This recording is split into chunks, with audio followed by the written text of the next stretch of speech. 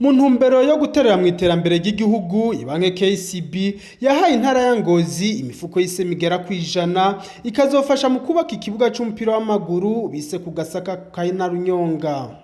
Emmanuel Ntaco Nsanze arongoye intara ya Ngozi arashima iyo ngabire, anatera intege iyo banki kubandanya bitwararika iterambere ry'igihugu. Intara yacu nziza ya Ngozi kuri uno munsi wa gatandatu kuri twatewe iteka ryo kugira twakire ibirori muri iyi weekend vya rally automobile itegekanijwe ku rwego rw'ibihugu bitari bike, ariko kandi tugashimira ibanki KCB yaciza kwifatikanya n'intara yacu nziza ya Ngozi kugira baturemeshe muri bino birori, bongere kandi babe hafi y'abene gihugu kandi ari nabo basanzwe arabakiriya b'ibanki KCB ngaha mu ntara ya Ngozi. Tukaba dufise ishami rero intara ya Ngozi turiko turarangura imigambi myinshi cyane, harimo cyane imigambi yo kubaka ikibuga stade twitiriye Gasaka kana Runyonga.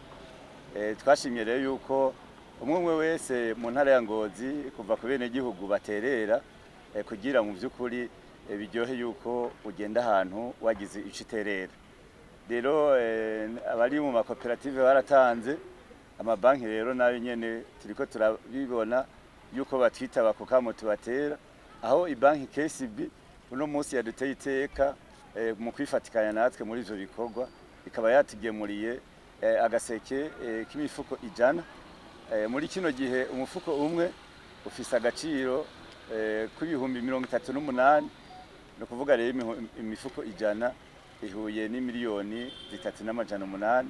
Kandi si ivyo gusa, baduteramwo iteka barifatikanya na twebwe mu bikorwa rusangi, bakanadufasha no kwakira neza n'abakiriya, kuko iyo bakiriye neza abakiriya basanga ata myidogo mu ntara yacu nziza ya Ngozi.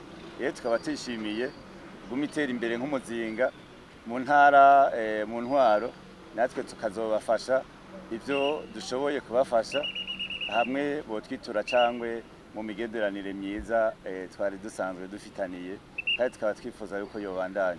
Icegera c'umuyobozi mukuru wa KCB Bank Burundi Leonidasi avuga ko KCB atakutazokora kugira iterere mu iterambere ry'igihugu na cane biciye mu nkino. Ibanki KCB ni banki isanzwe ikorera mu Burundi, igakorera no mu bihugu byose bigize umuryango wa Afrika y'ubuseruko.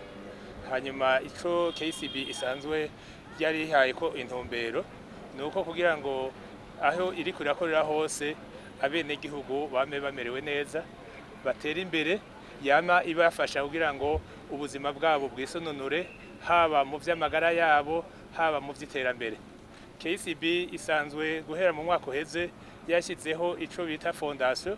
Iyo fondation no kugira ngo yame yitwararika ineza y'abene gihugu, kugira ngo ibafashe muri bimwe batishoboje, kuko icazanye KCB mu Burundi si kudandaza gusa, mugo ni harimo iterambere ry'abene gihugu. Nico bituma kenshi iyo bidushoboke kandi niyo turiko turatunganya amahera azokora ku mwaka tutamba twibagira gushiramwo amahera yo gufasha ibikorwa vyiza nk'ibi duheje gukora byo gufasha, aho turiko dufasha kubaka iki kibuga c'umupira w'amaguru, uko nk'ivyerekeye sport turazi ko navyone ari intango yuko amagara y'abantu agenda neza. Si stade yonyene dufashije, n'ahandi duhora tubafasha, n'iyindi nkindo zose turazifasha. Murabona ko n'iyirari iriko irabera ngaha nayo twarafashije, turafasha mu mipira itandukanye, haba za basket, haba za volley, haba ibi vya marato, haba ivya rally, ikihe cose abanyagihugu canke ishirahamwe ryayo yose dusavye intererano kugira ngo rikore ikintu giteza imbere, gihuza abene gihugu, ko murazi yuko sport iri mu bintu vya mbere bihuza abene gihugu, kuko bahuriye kuri ico ca sport bagiranira ubumwe, bakagiranira urukundo. Rero KCB nkuko yabigize umugambi, yama ifasha igikorwa cyose kiriko kirabera muri ico gihugu, kandi twishizemo yuko iminsi yose tuzokwama tubandanya dutera imbere mu dufasha iterambere ryaho tubaye, kugira ngo abene gihugu bateye imbere na KCB zotera imbere, igihugu cyose gitera imbere. Kandi musanzwe muzi ko KCB yishizemo guteza imbere abene gihugu bari mu bihugu byose isanzwe ikoreramo, kugira ngo iterambere ryo muri ico gihugu ritume na KCB itera imbere ko nta terambere rishoboka ku ibanki canke ku gihugu igihe abene gihugu badateye imbere. KCB Bank Burundi ikaba yaratereye mu ihiganwa rya yahaye ririko ribera mu ntara ya Ngozi.